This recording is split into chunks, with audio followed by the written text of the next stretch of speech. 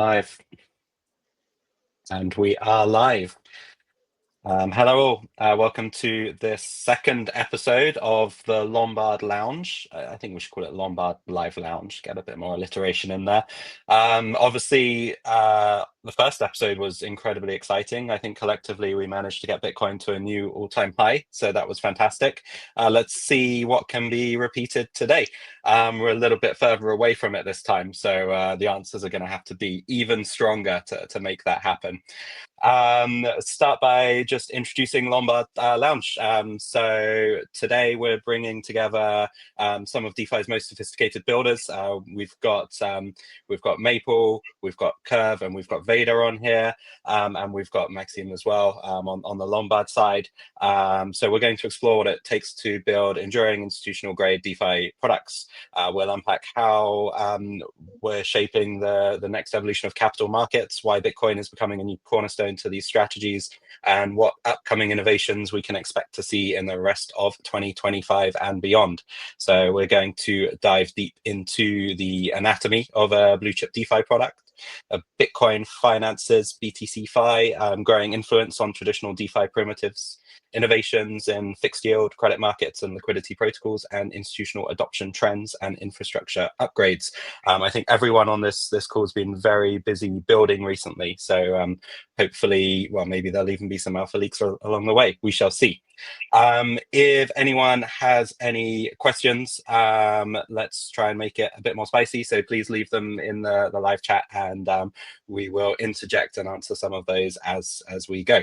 But to get straight into introductions, so my name's Matt, I'm head of product at Lombard, and I'll pass it over to Michael from Curve.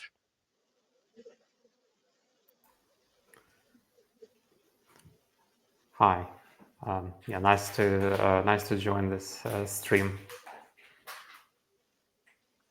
Very good.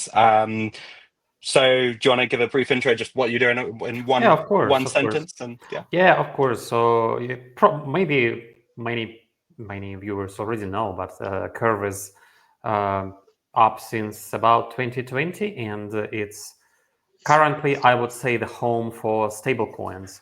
But apart from stablecoins, it supports all sorts of exchanges of the same denomination, like Bitcoin, between different Bitcoin wrappers, between different Ethereum LSTs and LRTs, and so on. But apart from that, Curve does have volatile pair algorithms. It does have its stablecoin and lending platform, and everything is based on, I would say, AMMs which were invented at Curve, not copied from anywhere else. Very good, which is few and far between. I'm surprised it's 2020. I actually thought it was even more of a crypto OG than that, so I've learned something new already. Thank you, Michael. Let's pass over to Sid from Maple. Thanks, guys. Glad to be here. So I'm Sid. I'm the CEO and co-founder of Maple Finance. For those who don't know us, we are an on-chain asset manager. We're primarily focused on credit and lending.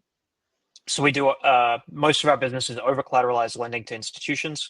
We've been around since first started the company in 2019, but first launched the product in 2021. So we've done around 7 billion in loans since then. We have around touch under 2 billion in AUM on the platform, but core product is lending over collateralized to institutions. And then on the other side, that is a yield product. And we also more recently this year launched a Bitcoin yield product. So very excited about the Bitcoin DeFi space and the growth and traction we're seeing there this year. Very good. Thank you for joining us today. And we've got Josh from Vader next up. Yeah, thanks for having me, guys.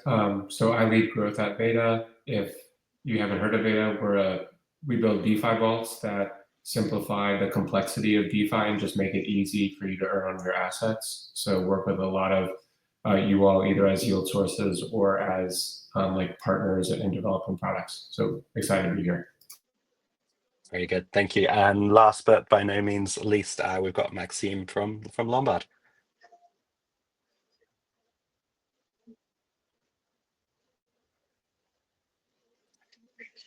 I'm not sure if I'm actually freezing right now, but can you hear me well? Otherwise, I would have frozen, to. but we can hear you perfectly. Okay, perfect. All right. Yeah. So, hey everyone. Yeah, my name is Maxime. I lead DeFi at Lombard. And with regards to the DeFi series of the Lombard Launch, I'm super excited to have so many bright teams that could join us.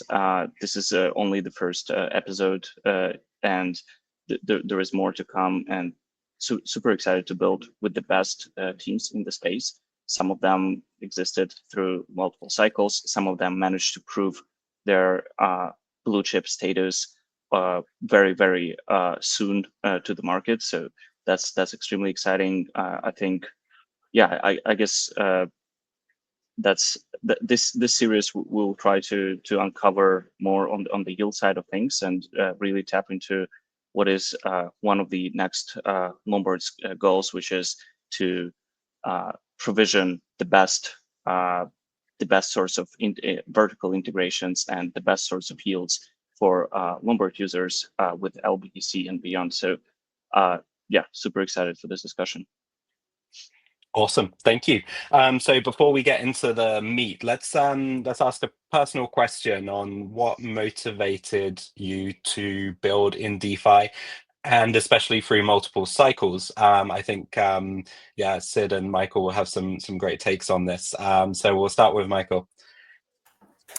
Yeah, so I guess originally when I started Curve, I was motivated by several things. One was that I was an early DeFi user, and DeFi was, well, it didn't contain so many projects at that time.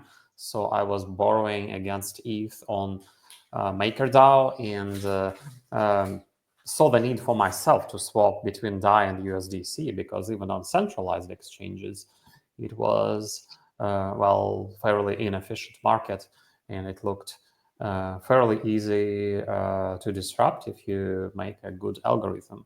But at the same time, I was playing with some trading bots and applied a few things I learned over there to AMMs. But today I'm kind of into, well into the rabbit hole, and looks like coming up with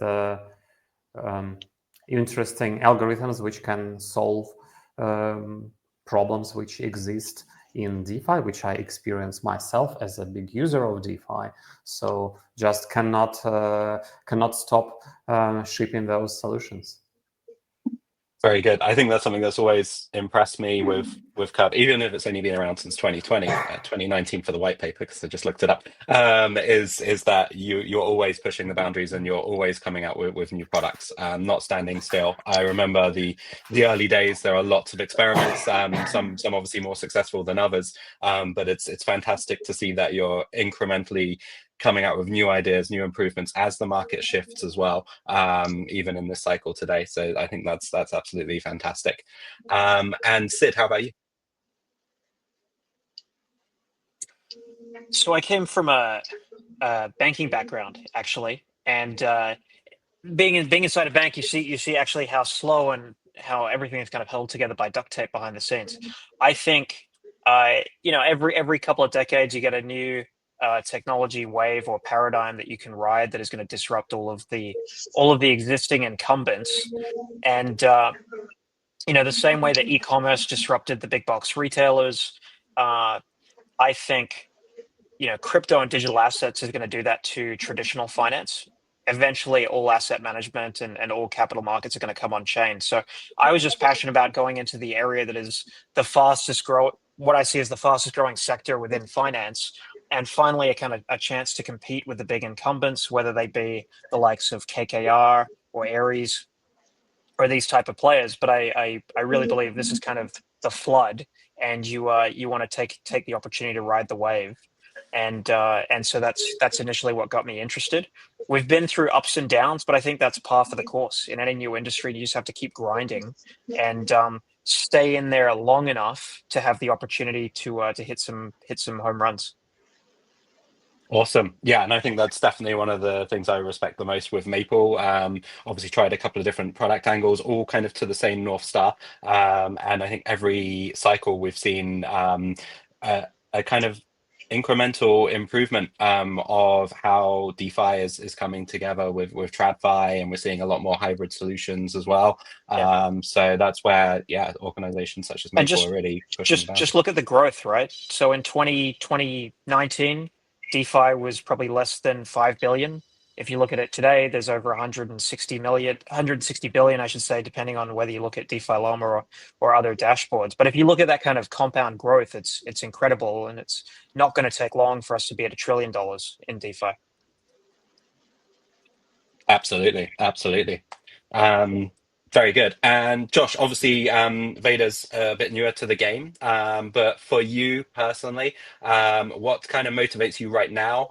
What's been your North Star personally? And where do you see kind of Veda through the next kind of couple of years of growth? Yeah, I'm like a big economic empowerment guy. Like that part of the crypto ethos really resonates with me, and just giving folks more opportunity to like take control of their financial future and just give new opportunities. Like this is a massive category and like a very high growth category. So there's just a lot of opportunity for people to advance themselves financially. And so to the extent Veda can empower people and make that a little easier, I think that's definitely a North Star for us. I think as a industry, we're getting a little more like product oriented, which I think is really cool. It's not just like, oh, let's just build base infrastructure. Like now, I think everyone's getting a lot more strategic. We certainly are as well. And so I like that. It's like, how do we get this into the hands of real people? How do we abstract away all the headache that comes with interacting with DeFi while preserving the core properties that are like so special, like the transparency, the self-custodial nature, the security properties. So yeah, that's sort of why we're building in DeFi, and hopefully we'll be here for many more cycles to come. Awesome, thank you. And Maxime, what about for you? So what keeps you building in DeFi? What are you seeing that's hot in the market right now? And what should people be looking out for soon? I think people should be looking out to deploying their Bitcoin as never before, you know. Yeah, I think I really enjoy how DeFi has evolved and has become more professional on all trajectories, starting with the documentations, security, oracles, setups, etc., etc.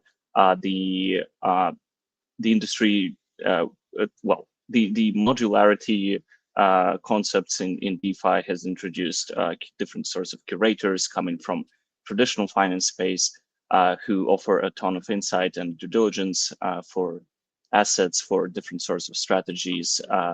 This is definitely exciting. So, and then just sitting in my position within the Lombard POV, it's incredibly exciting just to coordinate between all of the teams and trying to figure out new ways to compose between the protocols. We've seen different sorts of examples of this already. Obviously, Veda is one of the easiest example to call out for like an absolute composability where users just come in from the one place and then deposits are being distributed along all the partners we have. That's fantastic. Down the line, we have a ton of ambition to tokenize and introduce even further composability for the vaults themselves, and bring them up into DeFi, enable them as collateral, enable them for yield stripping and handle style integrations. All this stuff just allows for more degrees of financial engineering, which is personally for me is very fun and interesting. And as much as it is fun, obviously we are trying to stay a little bit more on the conservative side, just to make sure everything is smooth and there is no black swans. Very good, thank you. With that in mind, I think every protocol here has been working on some very innovative products within Bitcoin. But let's go back to Josh from Veda and talk about building resilient DeFi products. So I think 2-3 days ago, you had an announcement with Plasma. So I'd love to learn more about that first. Yeah, sure. So I'll give like a super brief intro to Plasma. So they're like a stablecoin centric chain, really focused around USDT. So that's the Tether stablecoin. So yeah, like an interesting take as far as like a stablecoin centric chain. Again, USDT is the largest stablecoin out there. They have good alignment with them, so that's exciting for us. That team is very strong in terms of just go-to-market capabilities. They know how to make a splash, and so one of the ways they sort of announced their go-to-market was with some pre-deposit vaults that Beta will be powering, and then this public token sale via Echo. So Echo typically has these like syndicate style ways to participate in some, like, I guess, private fundraising rounds, and they opened a public facing product, so more like an ICO style product. And the way people can participate in the token sale is by depositing in the Beta vault. So that deposit determines your allocation size from the sale. So really novel on a number of fronts, like tying participation in the network with the liquidity bootstrapping, like in a maybe more interesting way than some of the airdrops that have came before it. So it's an interesting experiment. We'll see if it works. But yeah, can't say enough good things about that team. We're honored to be working with them. Hopefully that gives you a brief overview. Yeah, it's going to be a stablecoin centric vault, and yeah, that's what we've got so far. Awesome. It's great to see someone kind of innovating and trying a new angle there. So I think that's fantastic. Obviously, Lombard works with you for our BTC DeFi Vault. So stable coins. Let's talk about Bitcoin. So I'm wondering if you can talk to us about the security design that you have, and perhaps some of the trade-offs, the requirements that you think through when building out the vaults and new products within the vaults, both at the infrastructure perspective, but also the strategy manager level. And what's your approach to making sure that vaults are as trust minimized as possible? Yeah, it's a great question. It's a deep question, but I'll try to be brief. I think like there's continual experimentation across the various vault providers as to the right level of like flexibility and security. Those two are sort of always in tension, or maybe it's like flexibility and trust minimization. Maybe those two are always in tension. So the way Beta handles this is through a Merkle verification system where the assets that the vault can take exposure to, the protocols it touches, even the functions on those protocols that are called, those are all whitelisted and verifiable on-chain, viewable on-chain. And then to the extent that new opportunities come across, that whitelist can be updated. So that constrains what the vault operator or strategist or curator, or whatever you want to call them, can do with the assets in the vault. So that's like a nice middle ground that we've found so far. But the market is evolving. The needs of partners like Lombard are evolving, right? So we need to make sure we keep our technology like abreast of those different market trends and needs. So I think the boring vault and the Merkle approach has been innovative, but I don't think it's the final form of like vaults, right? We still need to iterate. So I know that answered part of your question. Did it answer all of it? I don't recall the part that I missed. I've got a way more important question though. Where did the name Boring Vault come from? One of our devs maybe was a little tired from coding it and just like, hey, this is like a pretty bare bones vault. Let's just call it the Boring Vault. I don't know the genesis, but it's I guess stuck so far. This sounds good, and I think the flexibility with the Merkle path for authorization is a great approach, right? Because it provides a great deal of flexibility without having to write quite so much Solidity code around what are generally quite complex on-chain interactions. So yeah, kudos to the Veda team for innovating that. You asked also about curation. I do think that's a really important point, right? Like with a vault type product, you have the smart contract level, and that needs to be secure, and then like the strategies you run, the protocols you take exposure to. So yeah, that's a critical element as well. There's a lot of skill that goes into that. So you really need like top-notch folks at both ends there. Very good, thank you. Let's go over to Sid. So obviously Maple also in the news a couple of days ago with the Bitcoin facility from Cantor Fitzgerald. So what's the long-term vision that you have here? Obviously you've launched a couple of BTC products. It's a core part of your platform. Mm-hmm. So is Bitcoin the next institutional collateral base for Maple, for Beyond? I think so. I think Bitcoin will be the largest collateral base that we have on Maple in terms of lending. The other things being ETH, ETH, XRP, Solana that generally come up, but BTC far and away the largest percentage. The program that we launched with Cantor, so they're doing a $2 billion Bitcoin-backed financing program.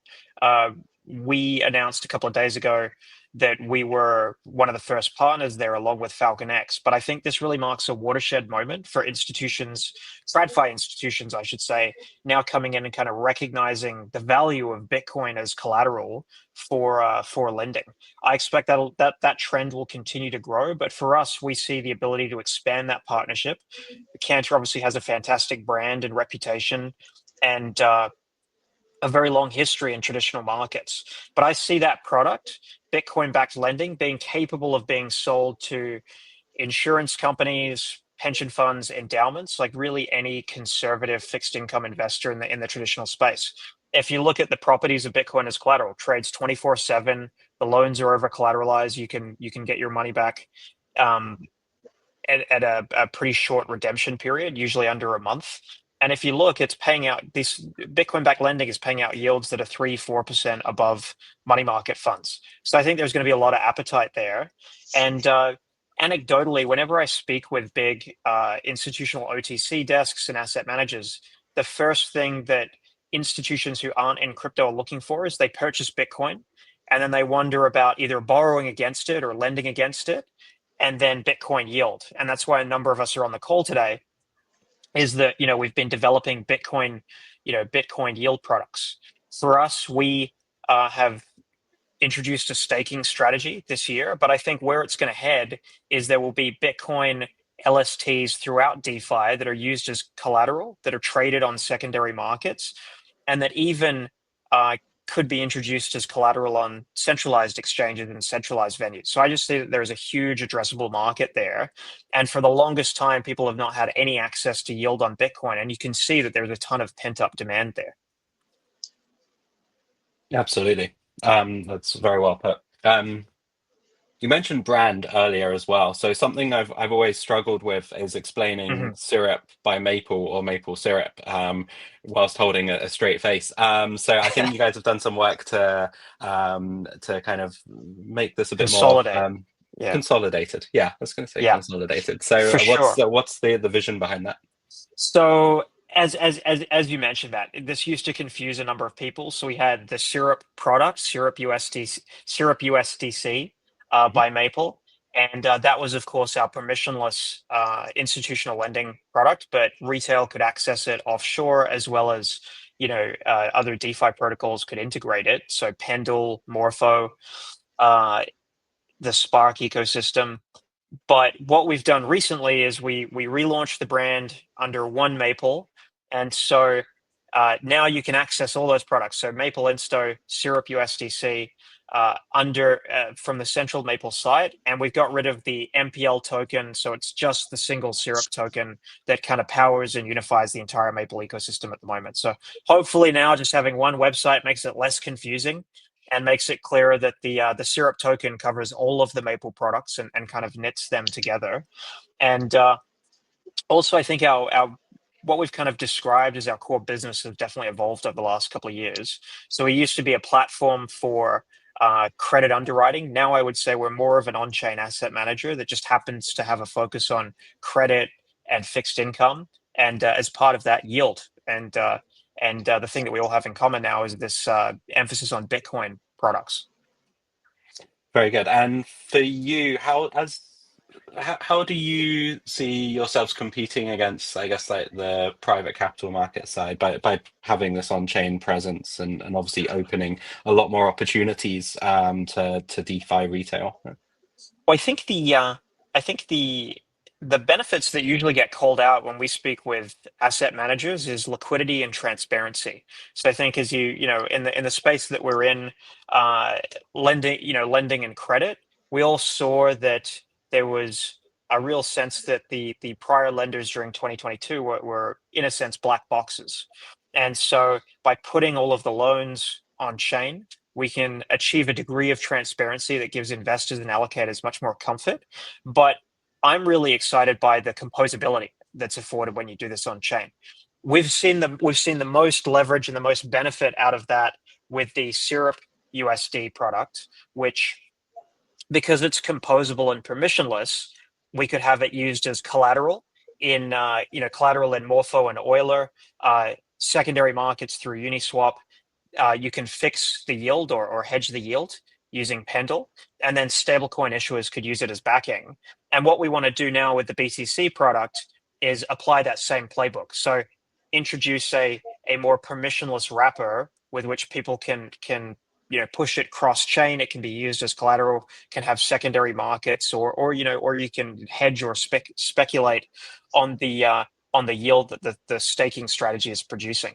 So I think doing it on chain, you just can't have the composability, the transparency, and the liquidity unless you do this on chain. Anyway, so we've seen it in other fields, right? Like in stablecoins, Athena very successfully tokenized the basis trade. Before, that was a fund subscription that you had to do, and of course they put it in a token wrapper, and it's achieved 6 billion TVL. So I think tokenization just unlocks so much.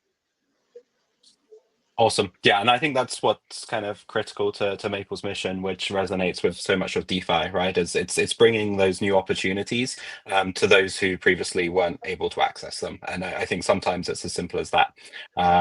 So that's absolutely great to hear 100%. from you.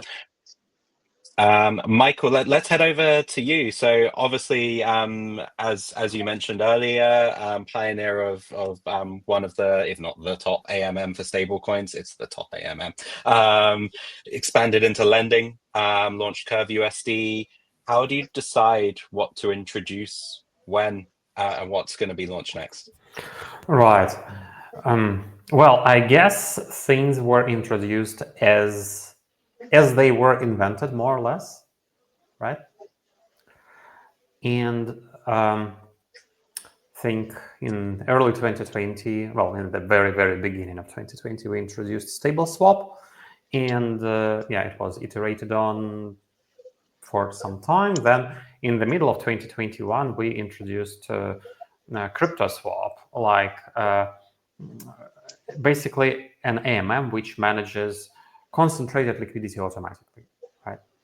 So, on Uniswap 3, which was launched at about the same time, you specify manually all the ranges, and here it's a continuous distribution which is automatically managed.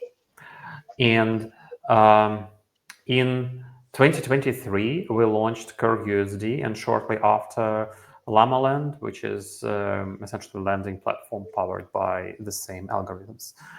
And what's next? I think I figured out how to solve impermanent loss, and especially interesting it works with Bitcoin because of how, well, like it was mentioned, Bitcoin is probably the best collateral, and it's the best collateral because of its volatility properties. It's kind of volatile, but it's not overly too volatile. So it's probably less volatile than others, and it appears to be actually very, very perfect for this method, which I found to remove impermanent loss. Although it works for other cryptocurrencies as well, but for Bitcoin, I think it's probably the best, and also it is where the yield is very much required. And so it's like yield from volatility, and it is kind of independent on other yield sources. So if some other yield is coming from lending or from LRTs or whatever, it can be composed on top of that, and you can get actually all in principle. So it's fairly exciting, and I'm experimenting with that right at the very moment, actually. So yeah. How do you have time to go deep into looking at the math and the markets and the economics behind the Bitcoin-based product? I think it's a great example, or any over the last couple of years, whilst also taking part in spaces, being engaged in DeFi and community and your organization. Yeah, that's hard. There are many things happening, but if I see something which can be done mathematically, I just cannot wait and let it sit out there if there is a demand on the market. Very good, very good. I was looking for some personal advice there on how to concentrate better. Absolutely. Oh, that's hard. I probably wouldn't be able to give you this advice.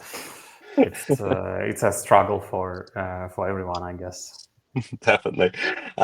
Thank you. Maxime, what about from a Lombard perspective? So how does Lombard complement what we've heard from all of the protocols? Maybe like one sentence for each. As if what do we like expect, and what are the use cases that we're mostly excited about? So okay, well, one sentence is a little bit short, but I'll do my best. So look, it all starts with liquidity, right? So Curve, as a couple other AMMs, has been fundamental for us to bootstrap the initial liquidity for LBTC.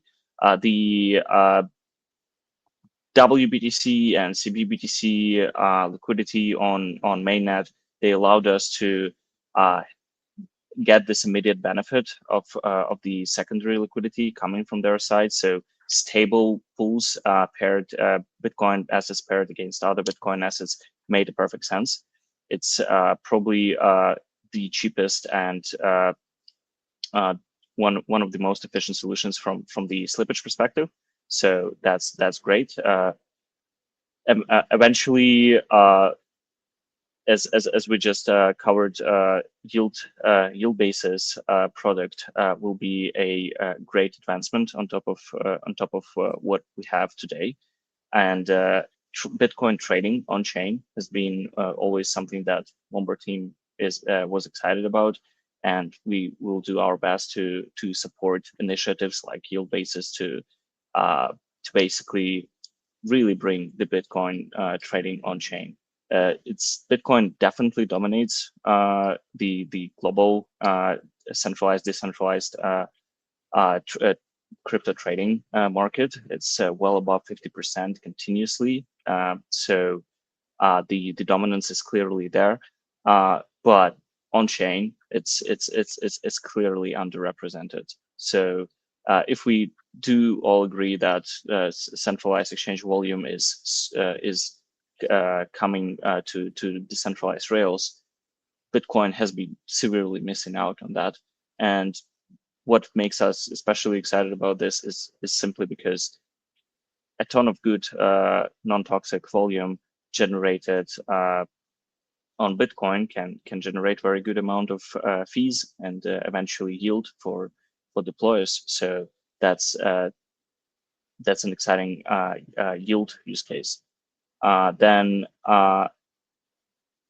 Okay, so moving forward with Veda, what makes us what makes it work so well is again the composability we discussed before, and the UX, an amazing UX. Vaults has been always our core go-to-market piece of every chain launch, every new ecosystem launch. We would come to the chain very well prepared, and this is something that competition clearly cannot offer, and very few protocols in the space can come into a new ecosystem and offer a couple dozen millions of liquidity on day one, bootstrap all the AMMs, bootstrap the lending markets. This is something that vault providers like Veda allow us to do, which is incredibly useful. And obviously, on the other side of things, to me, well, I'm not sure if you guys should say it that way, but to me it looks like an on-chain hedge fund, and you know, this is the nice way of how crypto democratizes access. In traditional finance, people have no access to professional managers that do sort of bespoke stuff. For example, hedge funds, the best shot you can have is basically index trading funds, ETFs that track that are very passive and track some indices. Otherwise, for actively managed strategies, there is no access unless you unless you pass certain levels of unless you're accredited by your wealth, which is a fairly tough requirement. So on the UX side of things, the unlock is tremendous. We've been already integrating Veda within our SDK solutions to offer it to third-party distributors, where people can first just bring their native Bitcoin and stake it into Lombard, and then within the same UI, it will be deployed into one of the Veda vaults and be earning the DeFi yield. So it's a massive leap forward in terms of user experience. And then with Maple, what we are excited about is all the traditional players coming into the space and offering this special access. And a great example is the Cantor partnership. There is no doubts on that scale. They can offer a very competitive rates for people to borrow stablecoins against. And in the moments in time where the stablecoin market is heats up very high because of the basis trade, for example, right? We observe Athena sucking up all the stablecoin liquidity from major lending platforms, causing USDC's borrowing rates going to like 18-20% when the market is hot. This is somewhere where traditional players could potentially outcompete those rates fairly easily, charging something like a flat fee, benchmarking against treasuries. So some treasury rate plus some spread, which would be definitely cheaper than 20% borrowing at times in DeFi, which again would only allow for additional composability and efficiency, and maybe make the basis rate even more efficient and more profitable for all of us. I was going to add just one more thing to what Maxim said. Is we actually do a lot of lending against LBTC as collateral as well, and so I see that as being another way that we can partner together is by providing a way to to either offer leverage or free up capital for those who are holding LBTC and want to continue to hold it. Absolutely. Thank you. Haven't seen any questions from our audience, which is slightly disappointing. So I'd like to see some, please. So yeah, any questions? We've got a great panel here, obviously. So please do ping them in the chat, and we'll ask some, as long as they're not too inappropriate.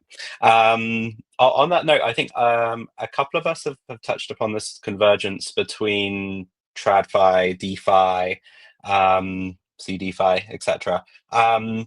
I'm only going to ask one person this. Michael, what are your thoughts on this? Sorry, can you repeat? In terms of like this convergence between like CDFi and the trade-offs on, let's talk about decentralization, I guess. What are your thoughts on the approach that quite a few protocols Yeah, well, are that's taking? a good question, because in principle, I was always a decentralization maxi, but on the other hand, USDC and USDT are fairly centralized, and I would say even Bitcoin wrappers are a little bit less decentralized than one would really want. And yeah, of course, that will change, because maybe some upgrades are coming to Bitcoin, so they will become more decentralized, but there is some centralization here. But there is also some degree of centralization in some AMMs, which are by themselves decentralized. For example, on Uniswap 3 and 4, you would, well, they are very decentralized AMMs, but you need kind of fairly centralized market makers for them to operate, because it's actually very hard to provide liquidity passively. So there are plenty of professionals over there, but yeah, so it's a little bit like order books in some sense. And there is also something which is even more centralized on this decentralization spectrum, like I don't know, Hyperliquid, for example, extremely popular, but probably definitely more centralized than fully decentralized AMMs. And well, same with lending platforms. Many lending platforms rely on Chainlink, which is well, not totally decentralized Oracle, of course. And one can make fully decentralized oracles, actually, and we actually do. But yeah, most lending platforms use Chainlink, and it's a little bit more centralized. And that appears to be okay. But I think what's important is for users to understand the risks of centralization, or even like asset like Ethena, right? Ethena is well, not so decentralized. It's very useful as a collateral. But it's like a fairly centralized run strategy, and that's okay. That's probably no worse than using USDC and USDT, but one needs to be aware what's inside and what the risks are. And I think users sometimes they care less about decentralization until it actually matters. I think that's very well phrased, and risks and communicating risks. I think that's the main job for any protocol, is just being very clear, transparent about what risks are involved, technically, economically, who has power to perform what actions, and that's something which I think is improving over time, but still could be a lot better. So I hope to see more of that going forwards. Oracles is an interesting example of that. Like, there's obviously been a lot of research into like ZK, TLS oracles and those kind of technologies. And I think once those are available at scale, then there's a lot more info we can bring in. You can use curve pool oracles today, and they are actually very robust and tested, and they don't use anything ZK, but they only for prices originating on chain and not aggregated from multiple sources. So that's a caveat. Yeah. Very good. Let's go to a rapid fire round. Okay, so fingers on buzzers, everyone. If you weren't building in DeFi, what would you be working in? What space would you be in? We'll start with Sid. I've got an unusual one. I've been reading up recently on desalination, and I find that interesting, being an Australian, where most people don't live in the middle of the country, and it's a landmass almost the size of the US that has less people than the state of Florida. So I think desalination would be interesting, and terraforming Australia into a country that could hold 300 million people and be a superpower. Wow, that's good. Let's see who can beat that. Josh? I grew up playing tennis, and it would be nice to take a break from the computer and just like teach kids tennis, touch grass a little bit. Very good. No time for that. Michael? Yeah, I think we will see. Because I'm having multiple things I'm looking at the moment. Very busy with DeFi. So, but I'm a physicist actually, and I definitely have something which interests me in physics all the time. Forever it was like that. Very good. So maybe energy could have a tennis court which needs to be powered in the middle of Australia once terraformed. I can see some synergies here. Maxime, how are you going to fit into this mold? Yeah, that's an exciting mix. I would stay on a more boring side. I would probably do woodworking or construction job. I think doing something with your hands allows you to shift the focus and free up your mind a little bit. I enjoy that on the free time. The grass is always greener, I think, is is the phrase for that one. What's your go-to productivity ritual? So I'm still looking for it, Michael, here. There's going to be some useful advice you're going to give me, but we'll give you a second to think. So we'll go back to Sid first. My go-to productivity ritual. Sometimes I like to start the day with like a run, and then I find it kind of clears my head, helps me concentrate. And then otherwise it's caffeine, lo-fi headphones, and a Zen or something. Very good. Josh? Similar to Sid, but I like to do my thinking while I walk as opposed to running. So that would be mine. I'd say the same, but I drive. Michael? Yeah, this will be a weird one. Most of the interesting algorithms I came up with, they came to my head when I was on some sort of airplane at 10-kilometer altitude. I don't know why. Do you raw dog it on the plane, Michael? Sorry? No music. Do you raw dog it on the plane? No music, no movies. Yeah. So it's basically when you're just there, you just I don't know. Yeah. Maybe it's just because there is no internet there. Maybe that could be the reason. Yeah. You're not flying at the plane at the same time, right? You're not the pilot. Very good. Maxime, how about you? Yeah, I would.